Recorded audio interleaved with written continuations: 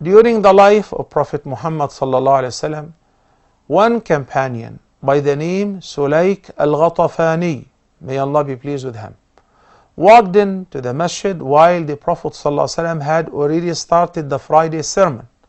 So he sat down, not to disturb the speech.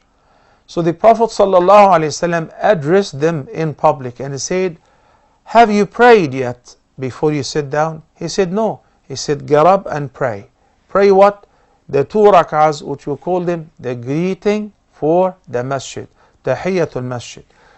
So, under any circumstances, it is highly recommended, even during Khutbatul Jumu'ah, even during the times which is disliked to pray any nawafil or unnecessary prayers. After Fajr until sunrise, you just enter the masjid, you prayed in another masjid and you came to attend the halqa. Don't attend the halqa before praying the greeting for the masjid.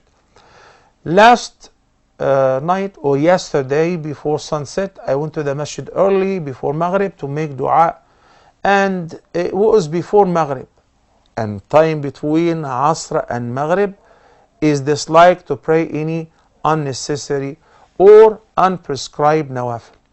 But I prayed Tahiyatul Masjid because it is prescribed even during the awqat of karah.